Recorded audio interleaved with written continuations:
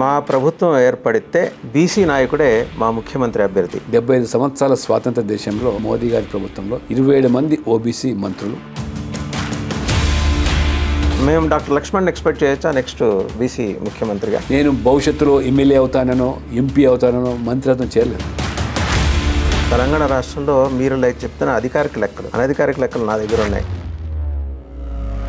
BJP suppose to be the largest political party in the world. అంటే August సంక్షోభం తర్వాత తెలంగాణలో బీజేపీ ప్రభుత్వం ఏర్పడే అవకాశం. ఆగస్టు సంక్షోభం అనేటువంటి పదాన్ని ఎక్కడ వాడారంటే ముఖ్యమంత్రి రేవంత్ రెడ్డి గారు. మీ స్కూల్ నుంచే కదా ఆయన కూడా వచ్చింది. కొంచెం మీరు ఇబ్బంది పడినా తప్పదు. ఆంధ్రప్రదేశ్ మీకు ఎందుకు కురుకుడు పట్ల? అంటే అక్కడ మీ శక్తులు, మీ మంత్రాలు, తంత్రాలు, మీ రామ మందిరాలు ఏమి పనిచేయవు ఎందుకు? వాసుదేవ్ గారు, మీరు 4 జూన్ వరకు ఆగి ఉండండి. సంబరం ఆశ్చర్యాలు కల్పించే రీతిలో ఫలితాలు వస్తాయి.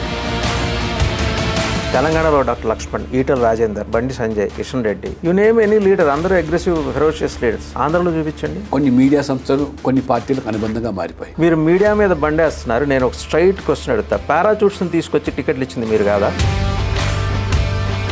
పవిత్రమైన దేవాలయాల మీద జరుగుతున్న దాడులు ప్రజలు ఆకర్షిస్తున్నారు. ఆ మార్పులో మనం ఒంటరిగా పోయి జగన్మోహన్ రెడ్డికి లాభం చేకూర్చే కంటే జగన్మోహన్ రెడ్డి గారు ఎలాగో మీ దత్తపుత్రుడే కదా. పాయింట్ దత్తపుత్రుడు అనే విషయం కాదు.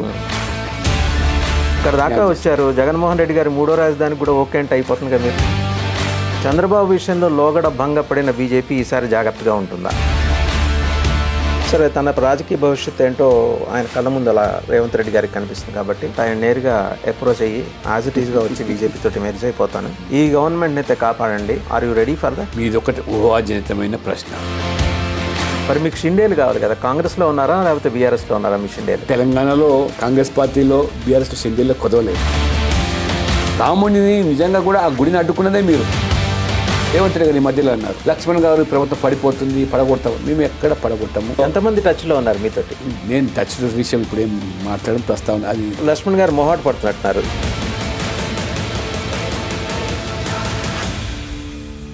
నమస్తే, welcome to Anantha TV.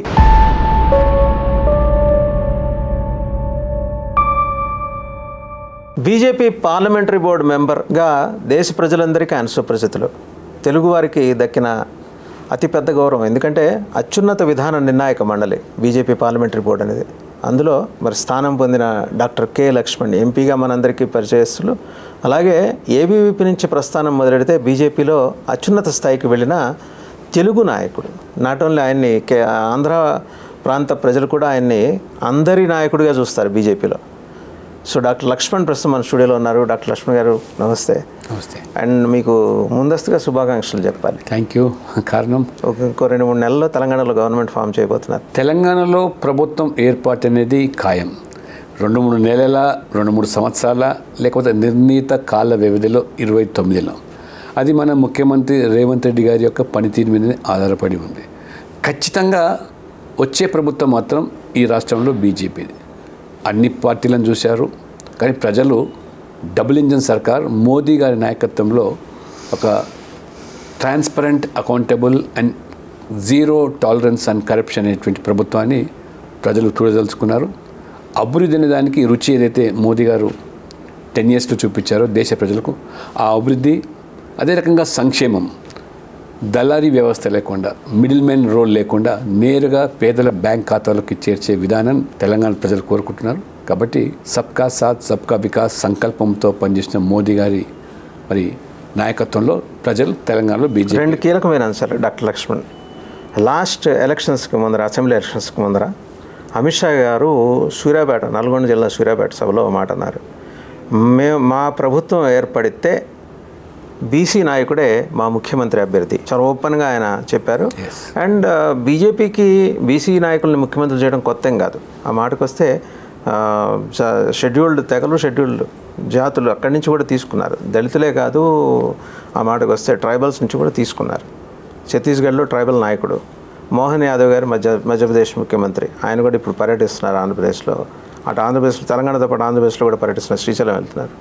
So మేము డాక్టర్ లక్ష్మణ్ ఎక్స్పెక్ట్ చేయొచ్చా నెక్స్ట్ బీసీ ముఖ్యమంత్రిగా? సామాజిక న్యాయం అనే మాట ఏదైతే ప్రస్తావనకు వస్తుందో, భారతీయ జనతా పార్టీ మాత్రమే సబ్కా సాత్ సబ్కా వికాస్ ఏ వర్గాలనైతే గత ప్రభుత్వాలు పాలకులు విస్మరించాయో, పూర్తిగా నిర్లక్ష్యం చేశాయో, అటువంటి వర్గాలకు మోదీ గారు పెద్దపీట వేస్తూ పాలననే కాకుండా పార్టీలో కూడా సముచితమైన స్థానాన్ని కల్పిస్తా ఉన్నాం.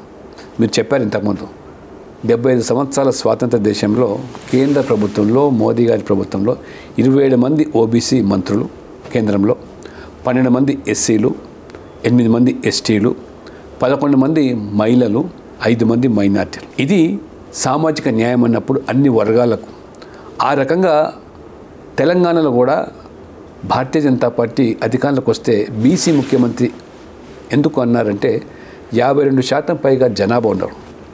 ఉమ్మడి రాష్ట్రం ఏర్పడినప్పటి నుంచి కూడా ఒక్క బీసీ, మరి గత ప్రభుత్వాలు గత పాలకులు ఎన్నో పార్టీలు అధికారంలోకి వచ్చాయి, బీసీ ముఖ్యమంత్రి చేసినటువంటి అవకాశం లేదు. అందుకనే అది గ్రహించే బీసీలలో ఉన్నటువంటి ఏదైతే డిమాండ్ ఉందో దానికి అనుగుణంగా ముఖ్యమంత్రి చేస్తామని చెప్పారు. కాబట్టి నేను ఒక క్రమశిక్షణ కలిగిన కార్యకర్తగా పార్టీ, ప్రభుత్వము, మోదీ గారు, జేపీ నడ్డా గారు, అమిత్ షా గారు ఏ బాధ్యతలు ఇచ్చినా నిర్వర్తిస్తాను తప్పితే నాకంటూ ఫలానా బాధ్యత కావాలని నేను ఏనాడు కోరుకోలేదు. మేము పార్టీలో చేరినప్పుడు ఇందులో 2 మాత్రమే ఎంపీలు. ఒక జాతీయ భావంతో దేశభక్తి, దేశం కోసం పనిచేసే పార్టీ, ధర్మం కోసం నిలబడే పార్టీ అని ఆనాడు మీరు చెప్పినట్టుగా ఒక ఆర్ఎస్ఎస్ బ్యాక్గ్రౌండ్తో ఉన్న మేము విద్యార్థి సంఘం నాయకుడిగా ఉస్మానియాలో నేను ఈ బీజేపీని చేరడం జరిగింది. నేను భవిష్యత్తులో ఎమ్మెల్యే అవుతానో, ఎంపీ అవుతానో, మంత్రిత్వం చేరలేదు. నాకున్న కమిట్మెంట్ ఈ నేషనల్ ఫస్ట్ అనే commitment. Nation first, party next, self last. అదే విధానాన్ని మేము నమ్ముతాం. ఇవాళ ఈ స్థాయికి ఎదిగిందంటే అనేక మంది కార్యకర్తల యొక్క త్యాగాలు, వారి బలిదానాలు వల్లనే ఈరోజు ఈ స్థాయికి వచ్చింది. కాబట్టి నాకంటూ ప్రత్యేకంగా కోరికల్లో కూడా ఈ దేశం మోదీ నాయకత్వంలో ఎంత వేగంగా అభివృద్ధి చెందవచ్చు. కానీ ఈ రాష్ట్రంలో, తెలంగాణ రాష్ట్రంలో మీరు చెప్తున్న అధికారిక లెక్కలు, అనధికారిక లెక్కలు నా దగ్గర ఉన్నాయి. 61% బీసీలు ఉన్నారు. 61% బీసీల ఆకాంక్ష మీ రూపంలో అక్కడ ముఖ్యమంత్రిగా వాళ్ళు చూసుకోవాలనుకోవటం వాళ్ళ ఆకాంక్షలు తప్పులేదుగా. వాళ్ళ ఆకాంక్షలు తప్పు లేదు.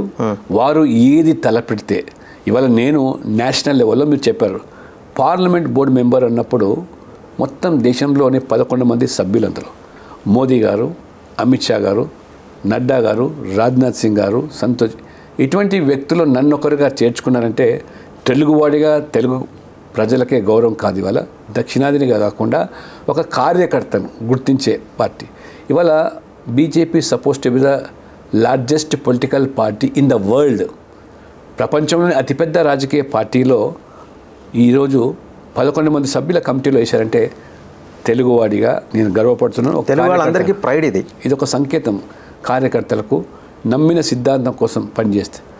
నా యొక్క 4 దశాబ్దాల రాజకీయ జీవితంలో ఎన్నడూ పదవుల కోసమో లేదా అధికారం కోసమో పాకులాడలేదు, పార్టీలు మారలేదు. ఎన్ని ఒడిదడుకున్నా పార్టీని నిలబడ్డాం, నిలదొక్కున్నాం. పార్టీని ఈ స్థాయికి పోయిందంటే కొన్ని లక్షల మంది కార్యకర్తల కృషి, వాళ్ళ శ్రమ, కొన్ని వందల మంది, వేల మంది ప్రాణ త్యాగాలు ఉన్నాయి. ఒక జియాలజీ స్కాలరు ఎక్కడన్నా మంచి కాలేజీలో చేరి పాఠాలు చెప్పుకోకుండా, లేకపోతే మంచి సైంటిస్ట్ కాకుండా ఎందుకు రాజకీయాల్లోకి వచ్చారు? వాసుదేవర్ గారు మీరు చెప్పినట్టుగా నేను ఉస్మానియా యూనివర్సిటీలో ఏబీవీపీలో చురుగ్గా పనిచేస్తూ నేను ఉస్మానియాలో పీజీ కాలేజ్ ప్రెసిడెంట్గా, research scholars association general secretary elect అయ్యి మీరు చెప్పినట్టుగా అనేకమైన లిక్యురేటివ్ జాబ్స్ వచ్చాయి. ఓఎన్జీసీలో, జియాలజికల్ సర్వే ఆఫ్ ఇండియాలో కొన్ని రోజులు అకాడమిక్ ఫీల్డ్లో ఓపెన్ యూనివర్సిటీలో పనిచేశాను. కానీ ఒక ప్యాషన్గా నేను ఒక మార్పు ఈ సమాజంలో తీసుకురావాలి.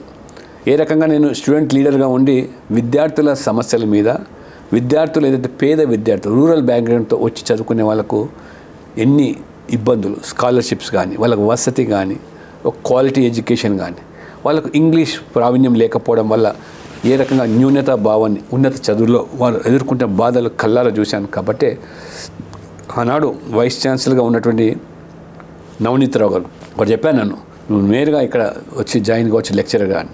అసలు నో, నాతో చదువుకునే వాళ్ళు అనేక మంది వైస్ ఛాన్సలర్ అయినారు, రిటైర్ ఉన్నారు, చాలామంది సైంటిస్టులు అయినారు, గొప్ప పదవులు ఉన్నారు, ఐఏఎస్ ఆఫీసర్లు అయినారు. బట్ నేను ఒక ప్యాషన్గా తీసుకున్నాను. సమాజంలో నా తల్లిదండ్రులు నిజంగా వారు స్వర్గంలో ఉన్నారు. వారి యొక్క ప్రోద్బలము, ప్రోత్సాహము, వారు మాది గట్కేస్ అనే గ్రామం అయినప్పటికీ కూడా చదువుల కోసం చిన్నప్పుడే హైదరాబాద్ పంపించి కాన్వెంట్ స్కూల్లో చదువు చెప్పించడం వల్ల ఆ రకంగా సమాజ స్పృహతో సామాజికమైనటువంటి బాధ్యతతో ఈ సమాజంలో చేయాలని తలంపు, ఈ దేశం కోసం చేయాలి, ఈ ధర్మం కోసం నిలబడాలన్నప్పుడు నాకు బీజేపీ మినాయిస్తే ఏ పార్టీ కనబడలేదు కాబట్టి బీజేపీలో పనిచేస్తూ వచ్చాను. మీరు తరచూ చెప్తుంటారు ఆగస్టు సంక్షోభం. ఏంటది ఆగస్టు సంక్షోభం? అంటే ఆగస్టు సంక్షోభం తర్వాత సెప్టెంబర్లో తెలంగాణలో బీజేపీ ప్రభుత్వం ఏర్పడే అవకాశం. నేను ఆగస్టు సంక్షోభం అనేటువంటి పదాన్ని ఎక్కడ వాడానంటే ముఖ్యమంత్రి రేవంత్ రెడ్డి గారు సరే వారికి సమర్థత ఉంది, వారు ఒక డైనమిక్ లీడర్గా వారు ఎక్స్పోజ్ అయ్యి, మీ స్కూల్ నుంచే కదా ఆయన కూడా మా పాఠాలు నేర్చుకున్న వ్యక్తే, పునాదులంతా కూడా మా యొక్క సంఘ పునాదులే. అయితే ఎన్నికల ముందు, అసెంబ్లీ ఎన్నికల ముందు వారు ఏదైతే వాగ్దానాలు చేశారో, హామీలు ఇచ్చారో, గ్యారంటీలు, 6 గ్యారంటీలు, ఉచితాలు, ఒకవైపేమో కేసీఆర్ పట్ల ఉన్న వ్యతిరేకత, వారి కుటుంబ పాలన, నియంతృత్వము, మొత్తం తెలంగాణ సంపదను ఏ రకంగా 10 సంవత్సరాలు దోచుకున్నారో ఎవ్వరు వదలకుండా, తండ్రి, కొడుకు, బిడ్డ, అల్లుడు, ఇంకా అనేక మంది ఆ కుటుంబ సభ్యులు మొత్తం తెలంగాణ వనరులు దోచుకున్నది జీర్ణించుకోలేకపోయారు ప్రజలు. పైపెచ్చు అసలు ప్రజాస్వామ్యానికి తిలోదకాలు ఇచ్చి ఫామ్ హౌస్లో ఉండి ముఖ్యమంత్రి రాష్ట్రాన్ని నడుపుతామని, కూతురేమో మరి బతుకమ్మల పేరు మీద ఇవాళ మద్యం కుంభకోణంలో కూరుకుపోయి తెలంగాణ ప్రజలే కాదు, తెలుగు ప్రజలే కాదు, మహిళలు తల వంచుకునే స్థితికి ప్రజలు ఆ రకంగా మార్పు కోరుకున్నారు. ఈ ప్రభుత్వం పోవాలని, నువ్వు 2000 పెన్షన్లు ఇచ్చినా, 10,000 రైతు బంధు ఇచ్చినా ఆత్మగౌరవం ముఖ్యమని చెప్పి ప్రజలు మార్పు కోరుకున్నారు. ఆ మార్పులో ఆ రోజు బీజేపీ ఈ ప్రభుత్వానికి ప్రజా వ్యతిరేక విధానం మీద పెద్ద ఎత్తున పోరాటం చేశారు, ఉద్యమాలు చేశాం. ఆనాడు రాష్ట్ర అధ్యక్షుడు బండి సంజయ్ గారు జైలుకు పోయినారు. కానీ అదృష్టవశాత్తు లాభపడింది కాంగ్రెస్ గెలవలేదు. ప్రజలు కూడా ఈ ఉచితాలు, గ్యారెంటీలు ప్లస్ కాంగ్రెస్ ఒక నేరేటివ్ క్రియేట్ చేసింది, బీజేపీ బీఆర్ఎస్ ఒకటే అని. ప్రజలు ఆ కన్ఫ్యూజన్లో కాంగ్రెస్కు లాభపడింది. అద్భుతమైన సోషల్ మీడియా నెట్వర్క్ని మీరు ఆ నెరేటివ్ని ఎందుకు కౌంటర్ చేయలేకపోయారు? మేము కౌంటర్ చేసే ప్రయత్నాలు చేసిన మీడియాలో వారికి ఉన్నటువంటి కొన్ని ఆ మీడియా సంస్థలు వారికి అనుగుణంగా పనిచేసి, అయితే ముఖ్యమంత్రిగా రేవంత్ రెడ్డి గారు బాధ్యతలు చేపట్టిన తర్వాత ఆ గ్యారెంటీలు మర్చిపోయినారు. ఏదైతే రైతు బంధు కాదు, రైతు భరోసా 10,000 కాదు 15,000 ఇస్తా అని చెప్పిన మాట మార్చేశాడు. రైతు రుణమాఫీ మాట్లాడినటువంటి 2 లక్షలు డిసెంబర్ 9 సోనియా గాంధీ జన్మదినం అని చెప్పిన అతను ఆగస్టు 15కు తేదీలు వాయిదా వేశారు. అంటే ఒక వాయిదా ప్రభుత్వం. అంటే ఆగస్టు 15 లోపల మీ గ్యారెంటీలు, నీ హామీలు అమలు కాకపోతే ఆగస్టులో సంక్షేమం తప్పదన్న, అంటే ప్రజలు తిరగబడే పరిస్థితి వస్తుంది. ఈ పాటికి రైతులు సివిల్ వార్ అన్న నేను ప్రజాస్వామికంగానే ప్రభుత్వమే తిరగబడతారు. తిరగబడ్డప్పుడు ప్రభుత్వం నిలదొక్కుకోవాలన్నప్పుడు రేవంత్ రెడ్డి గారు నువ్వు ఇచ్చిన హామీలు నిలబెట్టుకోవాలంటే 2 లక్షల కోట్ల రూపాయలు అదనంగా బడ్జెట్. ఈ పాటికి రాష్ట్రం 8 లక్షల కోట్ల అప్పుల ఊబిలోకి కూరుకుపోయింది. నీ వచ్చిన తర్వాత సరదాగా మా వాళ్ళు చెప్తూ ఉంటారు, ఆ కేసీఆర్ ఏమో మొత్తం రాష్ట్రాన్ని అప్పుల పాలు చేసి మొత్తం ముంచేసి పుట్టబోయే బిడ్డ మీద కూడా అప్పులు పెట్టేసి చివరికి ఒక చిప్ప ఇచ్చిపోయాడు రేవంత్ రెడ్డి గారికి. రేవంత్ రెడ్డి గారు ఏం చేస్తున్నారు, ఆ చిప్ప పట్టుకొని ఇప్పుడు ఢిల్లీకి తిరుగుతున్నాడు. అప్పులు ఇస్తే కానీ ప్రభుత్వం నడపలేదు. ఎవరిని అడిగి హామీలు ఇచ్చావును? ఈ రాష్ట్ర వనరులు ఎంత, ఆదాయం ఎంత, అది పరిగణలోకి తీసుకోకుండా ఇష్టానుసారంగా ఓట్ల కోసం నువ్వు అధికారం కోసం ఇచ్చావు. ఆగస్టులో నెరవేరకపోతే ఆగస్టు సంక్షేమం తప్పదని ఈరోజు కూడా అంటున్నాను. ఎందుకంటే ప్రజలు తిరగబడతారు. ఈ పార్టీకే ప్రజల్లో 10 సంవత్సరాలు పట్టింది బీఆర్ఎస్ ప్రభుత్వాన్ని ప్రజలు మార్చడానికి. నీకు మరి ఆగస్టు దాటితే అమలు చేయకపోతే ఆ ప్రమాదం తప్పదని ఈ రోజు కూడా మనం హెచ్చరిస్తాం. అంటే 10 నెలల లోపల అయిపోతుంది. ఇదంతా అయిపోతుందా లేదా ఆయన మీద ఆధారపడింది. నువ్వు ఇచ్చిన మాట నిలబెట్టుకొని అమలు చేస్తే ఎక్కడి నుంచి చేస్తావో, మరి ఆ చిప్పని ఎట్లా నింపుకుంటావో, ఎక్కడి నుంచి చేస్తావో, వరల్డ్ బ్యాంక్ నుంచి చేస్తావా, మరి ఆర్బీఐ నుంచి చేస్తావా, ఎక్కడి నుంచి చేస్తావో తెచ్చి అమలు చేయాల్సిందే. ప్రభుత్వం భూములు అమ్మేస్తాను, ప్రభుత్వ ఆస్తులు అమ్మేస్తానంటే కూడా అక్కడ కూడా ప్రజలు తిరగబడతారు. కాబట్టి అంటే ఇంకా ఉన్నాయా సార్ అమ్మటానికి? అంటే వాళ్ళు కొన్ని మిగిలిపోయినవి ఉన్నాయి, అక్కడక్కడ మిగిలిచినవా? అంటే ఇవాళ వక్ఫ్ బోర్డులు కానీ, దేవాదాయ భూములు కానీ అక్కడక్కడ దేవుళ్ళ పేరు మిగిలే ఉన్నాయి కదా. గతంలో అవి కూడా ఆనాడు వాళ్ళ బీఆర్ఎస్ ఎంపీలు, మంత్రులు కాజేశారు. సగం మిగిలిపోయి అమ్ముకొని ఈ రకంగా ఉన్న ఆస్తులని కరగదీసేసి, అప్పుడప్పుడు మా పెద్ద నాయకులు అంటుండే ఈ యొక్క నిరర్ధక ఆస్తులన్నీ కూడా అమ్ముకుంటూ పోతే, ఈ రకంగా పంచుకుంటూ పోతే ఓట్ల కోసం ఉన్న పంచ కూడా ఊడిపోతుంది, ఆ స్థితికి వస్తుంది అనేది వాస్తవం కూడా ఇప్పుడు అదే పరిస్థితి వస్తుంది తెలంగాణకు. ఇంత సర్ప్లస్ బడ్జెట్ ఉన్న స్టేట్ను అప్పుల ఊబిలోకి రెండు తెలుగు రాష్ట్రాలుగా విడిపోయినప్పుడు మిగులు బడ్జెట్ ఉన్న రాష్ట్రం తెలంగాణ. ఎగ్జాక్ట్లీ. అలాంటిది ఇవాళ బెగ్గింగ్ బౌల్ తోటి ఢిల్లీకి రోజు ఫ్లైట్ తిరిగే పరిస్థితి ఎందుకు వచ్చిందంటారు? అని అనాలోచితమైనటువంటి ఈ చర్యలకు ఓటు కోసం అనేది వారు అమలుకు నోచుకొని అలవి కాని హామీలు ఇచ్చి, నేను అంటాను ఇవాళ there is a difference between welfare and freebies. ఒక లక్ష్మణ రేఖ ఉంది సంక్షేమము ఈ యొక్క ఉచితాల మీద. ఆ లక్ష్మణ రేఖ దాటిపోయి ఈ రకంగా ఉచితాల పేరు మీద గ్యారెంటీలు పంచుతూ పోతామంటే ఇది సాధ్యం. ఇవాళ మోదీ గారు కూడా సంక్షేమం, ఎన్ని సంక్షేమ పథకాలండి ఇవాళ. అంటే ఆ యొక్క వర్గాలను స్ట్రెంగ్తెన్ చేయడం, ఆర్థికంగా ఫైనాన్షియల్గా ఎస్టాబ్లిష్ చేయడం, సశక్తీకరణ అంటారు, సెల్ఫ్ రిలయంట్ మోడ్లో తీసుకురావడం. ఇవాళ ఏ పథకం చూసినా మీరు ఇవాళ ప్రధానమంత్రి ఇవాళ స్టాండప్ ఇండియా, స్టార్టప్ ఇండియా, లేకపోతే ముద్రా లోన్స్, ఇవాళ అనేకమైన లోన్స్, స్కిల్ డెవలప్మెంట్, వాళ్ళ ఉన్న నైపుణ్యత వెలికి తీసి ఆర్థికంగా సపోర్ట్ ఇచ్చి సెల్ఫ్ సస్టైన్గా చేస్తూ ఉన్నారు. ఇవాళ మహిళలు నారీ శక్తి పేరు మీద ఈ డ్రోన్ ఏదైతే ఉందో మొత్తం మహిళా సంఘాలకే ఈ వ్యవసాయంలో రంగంలో ఈ యొక్క ఎరువులు చల్లే విధానాన్ని స్ప్రింక్లర్స్ ద్వారా, డ్రోన్ ద్వారా కొన్ని వేల మందికి, అంటే లక్పతి దీది అని ఆ రకంగా లక్షాధికారులు చేసే కార్యక్రమం వారు చేపడితే, మీరు ఇంట్లో కూర్చోండి, మేము 2,000 ఇస్తాం, 10,000 మళ్ళీ మీతో దోచుకుంటాం. 2,000 తాగి చనిపోయిన వారికి ఆరోగ్యం పాడైపోయిన తర్వాత ఆసుపత్రుల ఖర్చులే 10,000 అవుతున్నాయి. నీ ఇచ్చేది ఏంటి? ఇంకా నీవు వారికి, అందుకనే పెద్దలు చెప్తారు కదా, చేపలు తినడం కాదు, చేపలు పట్టే విధానం నేర్పిస్తే అది వారికి ఉపయోగపడుతుంది. అందుకని వాళ్ళ ప్రధానమంత్రి విశ్వకర్మ యోజన స్కీమ్ కానీ, ప్రధానమంత్రి మత్స్య సంపద యోజన కానివ్వండి, వాళ్ళకి ఫ్రీ ట్రైనింగ్ ఇచ్చి, స్టైఫండ్ ఇచ్చి, ఫైనాన్షియల్ సపోర్ట్ చేసి వారు సంపాదించుకునే మార్గం. అందుకనే మోడీజీ అంటుంటాడు ఎప్పుడు, I never wanted youth of this country to become job seekers, rather I want job creators. ఉద్యోగం కోసం వెంపరాడే యువత కాదు నా దేశానికి కావాల్సిన, ఉద్యోగాలు కల్పించే సంస్థలుగా మారాలి.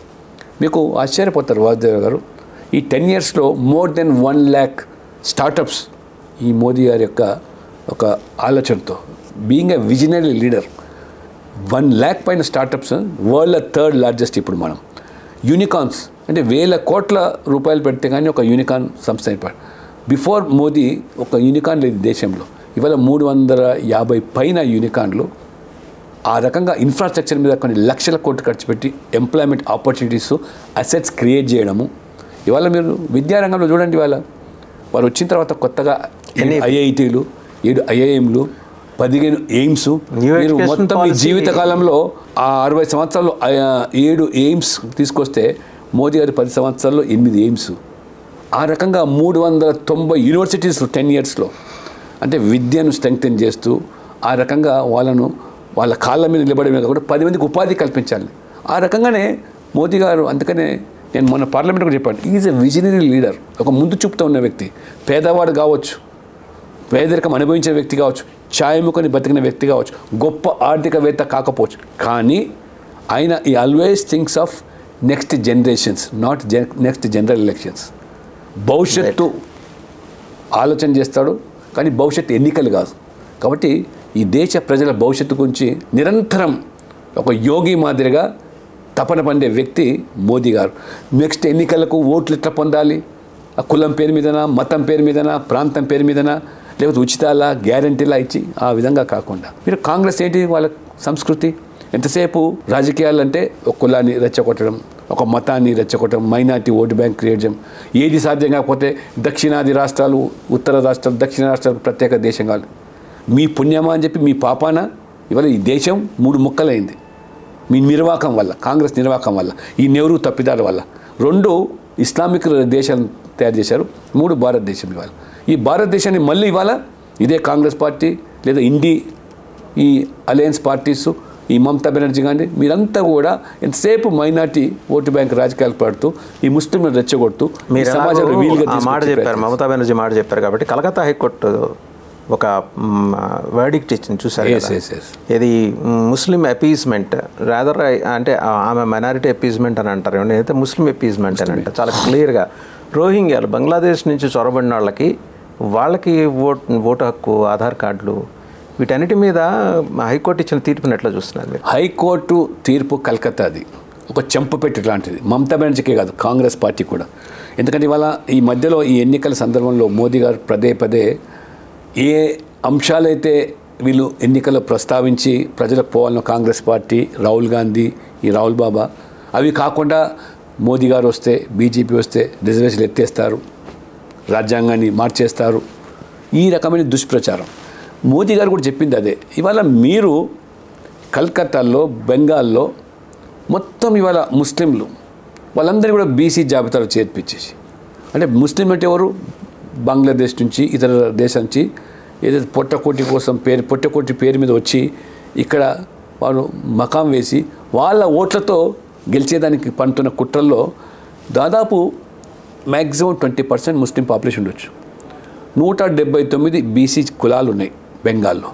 అందులో 118 ముస్లిం బీసీలనే వాళ్ళు అందులో జాబితాలు చేర్పించేసి 80% హిందూస్లో 50% పైగా ఉండే బీసీలకు కేవలం 65 మాత్రమే ఉద్యోగాల్లో, విద్యలో, రాజకీయాల్లో వాళ్ళని పెంచి పోషిస్తున్నారు. పాముకు పాలు పోసి పెంచారు. మేము ముస్లింలకు వ్యతిరేకం కాదు, సామాజికంగా ఆర్థికంగా వెనుకబడ్డ ముస్లింలు ఏవైతున్నారో ఈ పార్టీకే బీసీదారులకు వ్యతిరేకం. బీసీ ముస్లింలో కూడా బీసీ జాబితా చేర్చి ఉన్నవాళ్ళు. కానీ మీరు ఎటువంటి సైంటిఫిక్ శాస్త్రీయ పద్ధతిలో సర్వేలు చేపట్టకుండా, వాళ్ళు వెనుకబాటుతనం పరిగణలోకి తీసుకోకుండా కేవలం ఓట్ల కోసం 2010 నుంచి చేరుస్తూ పోయారు. హైకోర్టు స్పష్టమైన తీర్పునిచ్చింది. 2010 తర్వాత ఇచ్చిన బీసీ సర్టిఫికెట్లు అన్నీ కూడా రద్దు చేస్తున్నామని. కేవలం మీరు ఒక వర్గం వారిని, ఒక ముస్లిం తెగకు సంబంధించిన వాళ్ళనే 77 కులాలను ఇందులో కలిపారు. ఇది తప్పని ఆ రకమైన తీర్పు ఇచ్చిందంటే అది కేవలం బెంగాల్కే కాదు, కర్ణాటకలో కాంగ్రెస్ సిద్ధరామయ్య ముఖ్యమంత్రి అదే పని చేశాడు. ముస్లింలు అందరినీ కూడా కేటగిరీ 2Bలో కలిపేసి వాళ్ళకి రిజర్వేషన్ అన్నాడు. మన ఆంధ్రప్రదేశ్లో కూడా స్వర్గీయ రాజశేఖర రెడ్డి గారు ఈ బీసీ ఏబిడి ఉన్నప్పటికీ ఏలో కొంత ముస్లిమ్స్ ఉన్నారు, బీలో ఉన్నారు, ఈ అనేది కొత్త కేటగిరీ పెట్టి మొత్తం 14 కులాలు ముస్లింలు ఉన్నారు, వాళ్ళని కలిపేసి 4% అదనంగా ఇస్తే ఇట్టుపోతున్నది. వాళ్ళ మీరు పోటీ పడుతున్నారు అన్ని రాష్ట్రాల్లో కూడా. మోదీ గారు అదే బీసీలకు నోరు లేని జీవులుగా పేదరికం అనుభవిస్తూ సామాజిక గురైన వాళ్ళను వాటాను తన్నుకుపోవడం, ముస్లింల పేరు ఇవ్వడం భావ్యం కాదు. అసలు వెనుకబడి ఉన్నట్టు ముస్లింలకు ఈ పార్టీకి వెళ్తున్నా వాళ్ళకి వ్యతిరేకం కాదు అని చెప్తే బీజేపీ ముస్లింలకు వ్యతిరేకం, లేదా మోదీ గారు మైనార్టీలకు వ్యతిరేకం. ఇది విష ప్రచారం, దుష్ప్రచారం. కేవలం ఇది రాహుల్ గాంధీ, కాంగ్రెస్ పార్టీ, వాళ్ళకు బీసీల పట్ల ఏం ప్రేమ లేదు. ఈ క్రమంలో బీజేపీ ఈ విషయాన్ని, ఈ వాస్తవాన్ని జనంలోకి తీసుకెళ్లేందుకు గట్టిగా కృషి చేస్తోందా? తప్పకుండా. ఇప్పుడు వాసుదేవ్ గారు, మోదీ గారు, అమిత్ షా గారు, నడ్డా గారు మేమందరం మాట్లాడుతూ ఉన్నామంటే ప్రతి దగ్గర కూడా మేమేం చెప్పాము, ఇవాళ రిజర్వేషన్లు ఎత్తేస్తారని మీరు ఏదైతే అంటున్నారో బీసీలు, ఎస్సీలు, ఎస్టీ, అసలు మోదీ గారు వచ్చిన తర్వాతనే అదనంగా రిజర్వేషన్లు ఇచ్చింది మోదీ గారు. ఎస్సీ, ఎస్టీ, బీసీలు కాకుండా ఆర్థికంగా ఎవరైతే వెనుకబడి ఉన్నటారో అగ్రవర్ణాల్లో పేదలు కానీ ముస్లింలు కానీ 10% రిజర్వేషన్ ఇచ్చింది మోదీ. ఈడబ్ల్యూఎస్ పేరు, ఎకనామికల్ వీకర్స్. అంతేకాకుండా మహిళల చట్టసభలో రిజర్వేషన్ ఇచ్చింది ఎవరు, మోదీ గారే కదా. మీతో అయిందా? సోనియా గాంధీ పార్టీ అధ్యక్షురాలుగా మహిళ ఉన్నప్పుడు కూడా మహిళల పట్ల మీకు మమకారం లేదే? ఎందుకు బిల్లు తీసుకురాలేదు? యూపీఏలో 10 years బిల్లు ఓడిపోయింది ఎట్లా? మీ పార్లమెంట్లో మిమ్మల్ని మీ ప్రభుత్వాన్ని సమర్థించే పార్టీలే అడ్డుకుంటే ఓడిపోయింది. కానీ ఇవాళ మోదీ గారు ఎంత గొప్పగా ఏ పార్టీలు అయితే అడ్డుకున్నా ఆ పార్టీతో అనుకూలంగా ఓటేయించాడు. మీతోని కూడా ఓటేయించాడు, సోనియా గాంధీతో కూడా. అది అసాధ్యం అనుకున్న దాన్ని సాధ్యం చేసేయగలిగిన వాడే మోదీ. అందుకనే ఆయన కారణ జన్ముడు, ఓ దేవుడు పంపిన దూతగా మేము భావిస్తాము. అంతేకాదు ఇవాళ జమ్మూ కాశ్మీర్లో 370 ఆర్టికల్ అయితే అవరోధంగా ఉండిందో, మీరు 70 సంవత్సరాలుగా అక్కడ ఉన్న ఎస్సీలు, ఎస్టీలు, బీసీలకు రిజర్వేషన్ ఇవ్వలేదే. మొన్న మోదీ గారు వచ్చిన తర్వాత పార్లమెంట్లో చట్టం 370 ఆర్టికల్ రద్దయిన తర్వాత సవరించి అక్కడ ఎస్సీ, ఎస్టీలకు, బీసీలకు ఎంప్లాయ్మెంట్లో, ఎడ్యుకేషన్లో, పొలిటికల్గా కూడా రిజర్వేషన్. అందులో ముస్లింలు ఉన్నారు, ఎస్సీలలో ముస్లింలు, ఎస్టీలలో ఉన్నారు, ముస్లింలు బీసీలో కూడా. మరి ముస్లింల వాటి వివక్షత ఎక్కడ? మీరు కేవలం ఒక వర్గం వారి ఓట్ల కోసమే, మెప్పు కోసమే వాళ్ళను ఆ రకంగా మోసపుస్తూ వచ్చినా కానీ వారికి కూడా మీరు మేలు చేయలేదు, న్యాయం చేయలేదు. ఈ రకంగా రిజర్వేషన్ల విషయంలో కానివ్వండి, లేదా పారదర్శకత, రిజర్వేషన్లు కల్పించింది మేము అదనంగా మేమే. కాబట్టి మేము రిజర్వేషన్ తొలగించేలేదు, రాజ్యాంగాన్ని రద్దు చేసేది లేదు, రాజ్యాంగం మార్చేది. మీరు అసలు రాజ్యాంగాన్ని మార్చేది, ఎమర్జెన్సీ విధించింది మీది, పత్రికా స్వేచ్ఛను హరింపజేసింది మీరు, అధికారాన్ని అంటిపెట్టుకోవడానికి కోర్టు తీర్పును ఖాతరు చేయకుండా చట్టాలను మార్చింది మీరు. ఈనాటి తరం తెలియదు అనుకుంటే ఇప్పుడిప్పుడే సోషల్ మీడియా ద్వారా బయటకు వస్తుంది, వెలుగులోకి వస్తుంది. నెహ్రూ చేసినటువంటి తప్పిదాలు, నెహ్రూ చేసినటువంటి పాపాలు, మీ కాంగ్రెస్ చేసినటువంటి పాపాలు అన్నీ కూడా ఈనాటి తరం గ్రహిస్తుంది. కాబట్టి మోదీకి వెన్నుదన్నుగా నిలబడ్డారు. ఒక హైపోథెటికల్గా వస్తుంది sir, you may be astonished to note this. నేనేది ఏంటంటే రేపు పొద్దున ఎలక్షన్ రిజల్ట్ తర్వాత మీరు you're going to secure some 10 and above parliament seats. సరే, తన రాజకీయ భవిష్యత్తు ఏంటో ఆయన కళ్ళ ముందు అలా రేవంత్ రెడ్డి గారికి కనిపిస్తుంది కాబట్టి, ఎలాగూ మీ స్కూల్ నుంచే వచ్చారు కాబట్టి ఆయన నేరుగా అప్రోచ్ అయ్యి, నేను యాజ్ ఇట్ ఈస్గా వచ్చి బీజేపీ తోటి మెర్జ్ అయిపోతాను, ఈ గవర్నమెంట్ని అయితే కాపాడండి అని అడిగే ఛాన్సెస్ ఉన్నట్టు సోషల్ మీడియాలో, నేషనల్ మీడియాలో కూడా వస్తున్నాయి వార్తలు. If such is the case, are you ready for that? మీది ఒకటి ఊహాజనితమైన ప్రశ్న. ఇవాళ బీజేపీ ఖచ్చితంగా మోదీ నాయకత్వంలో మేము ప్రభుత్వం తీసుకురావాలి, ప్రజలు కోరుకుంటున్నారు, ఒక పారదర్శకతోని, జవాబుదారితనంతో, ఏమాత్రం అవినీతికి తావులేని ప్రభుత్వం కావాలి. మోదీ గారు 23 సంవత్సరాలండి ముఖ్యమంత్రిగా, 13 సంవత్సరాలు, 10 సంవత్సరాలుగా ప్రధానమంత్రి. చిన్న మరక లేదే, అవినీతి మచ్చలేదే. ఇది సాధ్యమా ఈ భూప్రపంచంలో అంటే? సాధ్యమని నిరూపించగలిగినాడంటే అందుకనే కారణ జన్మలు అంటాను నేను. అది ఏ మానవునితో సంభవం కాదు. అది 13 సంవత్సరాలు ఎన్ని రకాలుగా మంత్రివర్గంలో ఒత్తిడి ఉన్నా కానీ లొంగకుండా ప్రభుత్వాన్ని నడపగలిగినంటే. కాబట్టి ప్రజలు తెలంగాణలో ఆ తరహా అభివృద్ధి, ఆ తరహా వెల్ఫేర్, ఆ తరహా కరప్షన్ ఫ్రీ గవర్నెన్స్ కోరుకుంటున్నారు. ఖచ్చితంగా మీరు అన్నట్టుగా నేను ఎన్నికల ప్రక్రియ ద్వారానే మేము ప్రభుత్వం వస్తుందని చెప్తున్నాను. అది 2 సంవత్సరాలకు వస్తుందా, 6 నెలలకు వస్తుందా, 5 ఏళ్ళకు వస్తుందా, అది రేవంత్ రెడ్డి గారి మీద ఆధారపడింది. నేను కోరుకుంటున్నాను ప్రజాస్వామ్య ప్రక్రియలో 5 సంవత్సరాలు మీరు ఇచ్చిన హామీలు, వాగ్దానాలు నెరవేర్చి కొనసాగాలి. మేము మళ్ళీ ఎన్నికల మీ రేవంత్ రెడ్డి గారి మధ్యలో అన్నారు, లక్ష్మణ్ గారు ప్రభుత్వం పడిపోతుంది, పడగొడతాము. మేము ఎక్కడ పడగొట్టము, పడిపోము. మీ అంతలో మీరు పడిపోతామని నిలబడ్డాము. నిలబడడానికి ఎందుకంటే రేవంత్ రెడ్డి గారిలో ఎంతమంది టచ్లో ఉన్నారు మీతోటి? నేను టచ్ విషయం ఇప్పుడు ఏం మాట్లాడడం ప్రస్తావన. అది లక్ష్మణ్ గారు మొహాట పడుతున్నట్టున్నారు. మొహమాటం కాదు, నేను చెప్తున్నాను. రేవంత్ రెడ్డి గారిలో వాస్తవంగా చెప్తే ఆయన రక్తంలో కాంగ్రెస్ లేదు, డిఎన్ఏ లేదు. వాస్తవంగా డిఎన్ఏలోనే కాంగ్రెస్ లేదు అసలు. అందులో ఉన్నటువంటి కాంగ్రెస్ నాయకులకు వాళ్ళకు కూడా ఈర్ష్య, కంటకింపు ఉండొచ్చు. మొన్న వచ్చి మా ముంగట అయిన ముఖ్యమంత్రి బాధ ఉండొచ్చు. కానీ ఇవన్నీ కూడా అధిగమించాలంటే నువ్వు ఇచ్చిన హామీ నిలబెట్టుకుంటేనే, గ్యారెంటీ అమలు చేస్తేనే. కాకపోతే మేము నిస్సహాయం. మీరు పడిపోతే మేము నిలబెట్టడానికి సిద్ధంగా లేదు. కానీ ఖచ్చితంగా మేము రావడానికి ప్రజాస్వామ్య ప్రక్రియను ఎన్నుకుంటాం. ప్రజల మద్దతుతోనే, సమర్థనతోనే అధికారంలోకి వస్తాం ఖచ్చితంగా. దీనికి అనుబంధంగా ఇంకో ప్రశ్న, మరి మీకు షిండేలు కావాలి కదా, కాంగ్రెస్లో ఉన్నారా లేకపోతే బీఆర్ఎస్లో ఉన్నారా మీ షిండేలు? తెలంగాణలో కాంగ్రెస్ పార్టీలో బీఆర్ఎస్లో షిండేలో కొదవలేదు. అది బీజేపీ కాదు. అది సిద్ధాంతం కోసమో లేదా నమ్మినటువంటి ఆ యొక్క దేశం కోసమో, ధర్మం కోసం పనిచేసే పార్టీ. అసలు వాళ్ళు రాముడిని కాదంటున్నారు. ఇప్పుడు మోదీ గారి మీద కోపం రాముడి మీద చూపించి, అంత భవ్యమైన రామమందిరం అయోధ్యలో నిర్మాణం అయితే, రాముడు జన్మించిన భూమిలో 500 సంవత్సరాల సుదీర్ఘ పోరాటము, సంఘర్షణ తర్వాత ఆ ప్రాణప్రతిష్ఠ కార్యక్రమం రమ్మంటే ముఖం చాటేయడం అంటే ఇది హిందువులను అవమానపరచడం కాదా?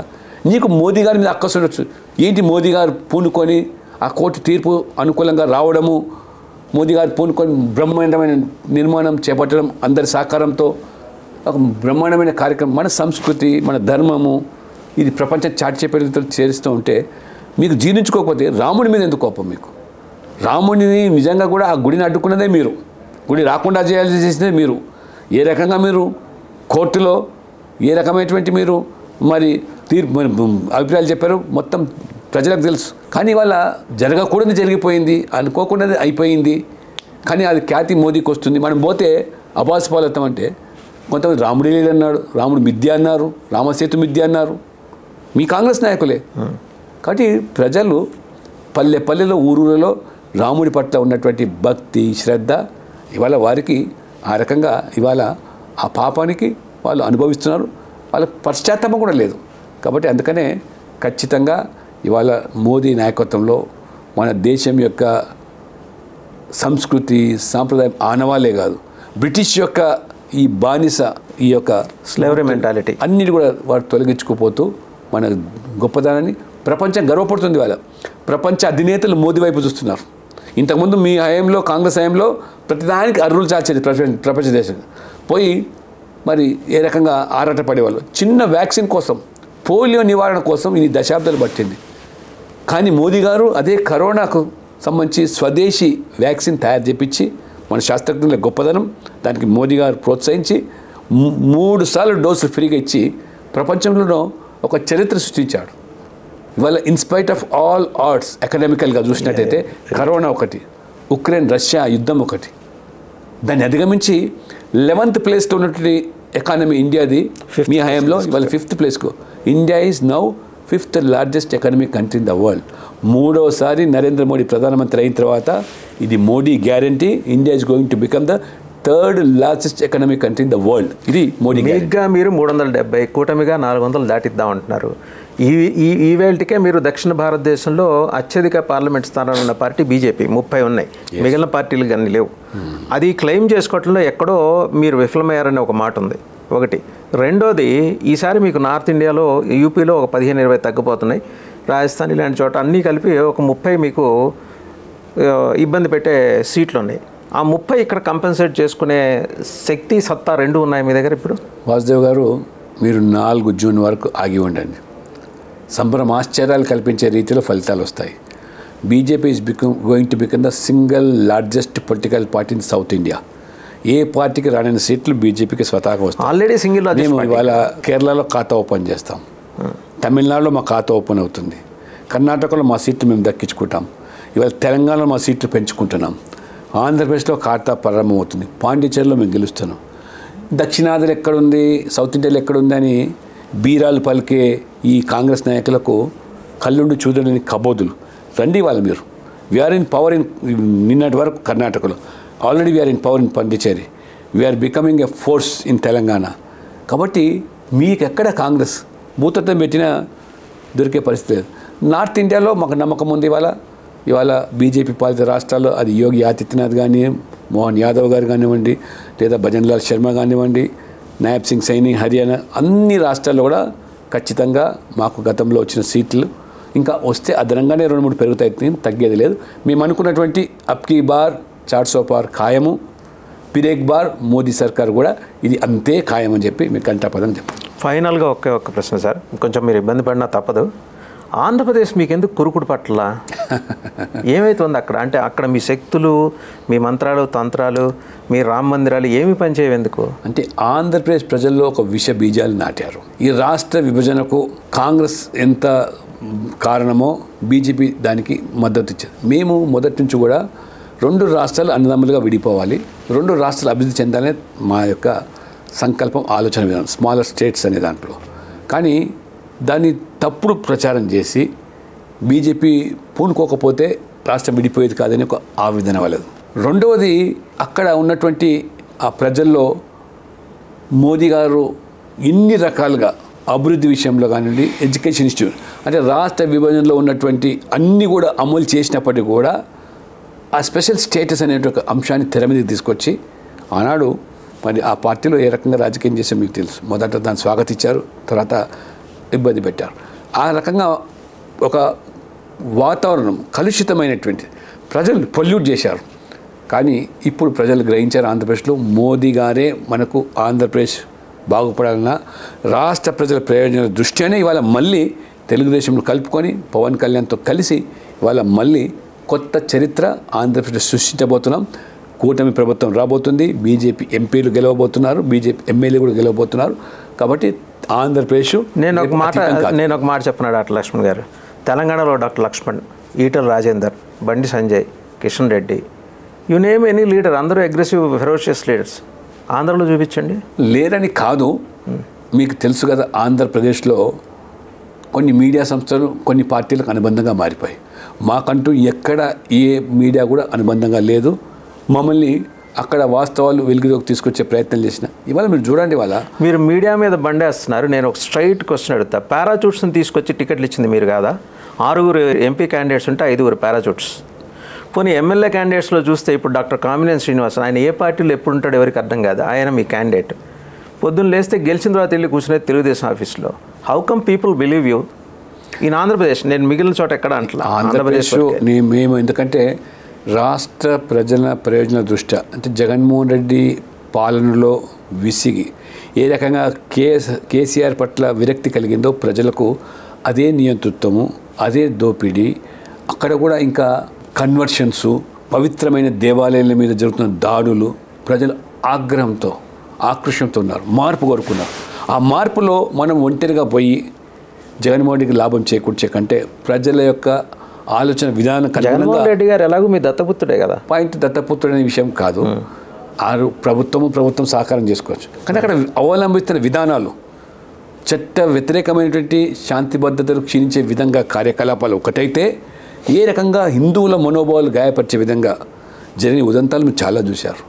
కాబట్టి ఇవన్నీ అభివృద్ధి అనేది మచ్చుకోలేదు. కేవలం వారు బటన్ నొక్కితే డబ్బులు పడుతున్నాయనే ఒక నినాదం తప్పితే వాళ్ళ జీవితాలు ఏమైనా వెలుగు నింపారా? ఇవాళ మోదీ గారు ఇవాళ మీరు చెప్పినట్టుగా రైట్ సార్, నిధులు ఇస్తే కూడా దారి మలుతున్నాయి. Arrived at right point. డబ్బులు ఇస్తే వాళ్ళ జీవితాలు బాగుపడతాయా?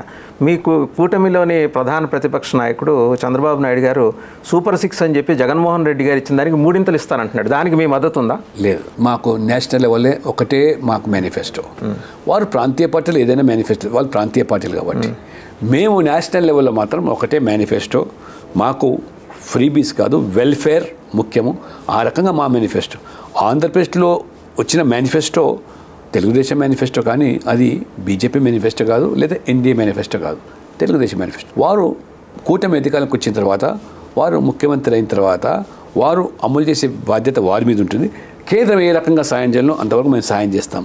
ఆ రకంగా కట్టుబడి ఉన్నాం. మీకు తెలుసు, మొన్న కూడా ఎన్ని ఎడ్యుకేషన్ ఇన్స్టిట్యూషన్స్, ఎంత ఇన్ఫ్రాస్ట్రక్చరు, చివరికి వేల కోట్ల రూపాయలు మీరు ఆ ప్రాజెక్టు కోసం కూడా కేంద్రం మొత్తం నిధులిస్తే ఎక్కడ పోయినాయండి జగన్మోహన్ రెడ్డి ప్రభుత్వంలో? అంతా మద్యం ఏర్లై పారేది. మద్యాన్ని ప్రియులుగా మార్చి 2 రాష్ట్రాల్లో బానిసలుగా మార్చారు. మద్యం ఒకటి, మత్తు పదార్థాలు. కాబట్టి ఈ 2 రాష్ట్రాలను కాపాడాల్సిన బాధ్యత ఉంది. కాబట్టి మేము ఆ రకంగా రాజకీయ పని కాకినాడలో 1 ఓటు 2 రాష్ట్రాల పేరుతో తీర్మానం చేశారు.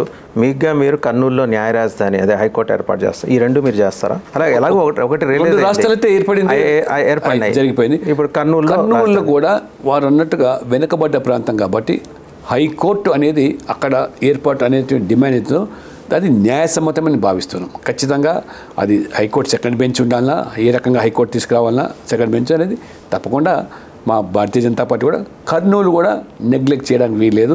కర్నూలు సుదూర ప్రాంతంగా ఇవాళ అది విజయవాడ కానీ విశాఖపట్నం దూరంగా ఉన్న ప్రాంతం. అది ఒక విధంగా చూస్తే తెలంగాణకు అనుబంధంగా అక్కడ ఒకప్పుడు నైజాం పరిపాలన ఉన్న ప్రాంతం కాబట్టి ఖచ్చితంగా ఆ వెనుకబడ్డటువంటి కర్నూలు అభివృద్ధిలో భాగంగానే హైకోర్టు కావాలనేది బీజేపీ యొక్క మరి డిమాండ్. తప్పకుండా కేంద్రం కూడా ఆ దిశలో వారికి అక్కడ దాకా వచ్చారు. జగన్మోహన్ రెడ్డి గారి 3వ రాజధాని కూడా ఓకే అంటే అయిపోతుంది. మీరు లేదు, అది కేవలము ప్రజలను మచ్చిక చేసుకోవడానికి, మభ్యపెట్టడానికి, అమరావతిని రాజధానిగా ఎత్తేసేయడానికి పడిన కుట్రలో భాగం. కానీ అమరావతిలో ప్రధానమంత్రి స్వయంగా వచ్చి పునాదులు వేశాడు, శంకుస్థాపన చేశాడు. అమరావతిని రాజధానిగా ఖచ్చితంగా అభివృద్ధి చేసే బాధ్యత కూటమి ప్రభుత్వాన్ని, దానికి పూర్తిగా మోదీ ప్రభుత్వం అండగా ఉంటుంది. 150 సీట్లు ఒకవేళ కాంగ్రెస్ కనుక దాటితే చంద్రబాబు నాయుడు గారు యూటర్న్ తీసుకునే అవకాశాలు ఉన్నాయని ఒక స్పెక్యులేషన్ నడుస్తుంది. 2 కూడా is going to hamper the interest of NDA in south India. 2 కూడా అవి ఆచరణలో అమలయ్యే విషయాలు లేదు. 50కి మించి కాంగ్రెస్ గెలిచే పరిస్థితి లేదు. చంద్రబాబు పోయి మళ్ళీ కాంగ్రెస్లో మరి వంత పాడే పరిస్థితి లేదు. ఖచ్చితంగా స్పష్టమైన మెజారిటీ కూటమికి ఆంధ్రప్రదేశ్లో వస్తుంది. ఇవాళ క్లారిటీగా ఇవాళ ప్రతిపక్ష హోదా కూడా వచ్చే పరిస్థితి కాంగ్రెస్కు లేదు. అంత దయనీయ పరిస్థితి ఉంది. కాంగ్రెస్ ముక్త్ భారత్ అనేది ఇవాళ కాంగ్రెస్ ముక్త్ భారత్ ఆంధ్రప్రదేశ్ అయిపోయింది, తెలంగాణ కూడా కాబోతున్నది. మిగిలినది ఇంకా హిమాచల్, కర్ణాటక. ఎప్పుడో అక్కడ ప్రజలు అలా గ్యారెంటీల పట్ల మోసపోయి తిరుగుబాటు చేస్తున్నారు. తాగడానికి నీళ్ళేమని బెంగళూరులో వీధుల్లోకి వచ్చి ఏ రకంగా ఉద్యమిస్తున్నారు మనం కళ్ళారా చూస్తాం. చంద్రబాబు విషయంలో లోగడ భంగపడిన బీజేపీ ఈసారి జాగ్రత్తగా ఉంటుందా? తప్పకుండా ఇవాళ కలిసి ప్రయాణం చేస్తున్నాం. కలిసి రాష్ట్రాన్ని అభివృద్ధి చేయడమే మా లక్ష్యం. ఆంధ్రప్రదేశ్కు డెఫినెట్గా మంచి రోజులు రాబోతున్నాయి. Right, thank you doctor Lakshman garu. So చూసాం కదా, డాక్టర్ లక్ష్మణ్ గారు చాలా స్పష్టంగా చెప్పారు. ప్రతి అంశం మీద కూడా విస్పష్టంగా బీజేపీ వైఖరి ఏంటో చెప్పారు. తెలంగాణ విషయంలో ఏమో గుర్రం ఎగరావచ్చు, 2 నెలల 2 ఏళ్ల 3 ఏళ్ల బీజేపీ గవర్నమెంట్ ఫామ్ చేయబోతోంది. అలాగే ఫామ్ చేయబోయే గవర్నమెంట్లో బీసీ నాయకుడు ముఖ్యమంత్రి కాబోతున్నాడు. అది డాక్టర్ లక్ష్మణ మరొకరా పార్టీ అధిష్టానం నిర్ణయిస్తుందని అది పార్టీ అధిష్టానానికి వదిలేశారు. అలాగే కర్నూలు న్యాయ రాజధానిగా ఉండాలన్న ప్రతిపాదనకి మాత్రం బీజేపీ కట్టుబడి ఉంది. జగన్మోహన్ రెడ్డి గారి 3వ రాజధానితో తమకు ఎలాంటి సంబంధము లేదు, దాన్ని సపోర్ట్ చేసేది కూడా లేదు. చంద్రబాబు విషయంలో ఇంతకుముందు భంగపాటుకు గురైన బీజేపీ ఈసారి ఒళ్ళు దగ్గర పెట్టుకొని ఉంటుందని కూడా ఆయన చెప్తున్నారు. Thank you very much sir.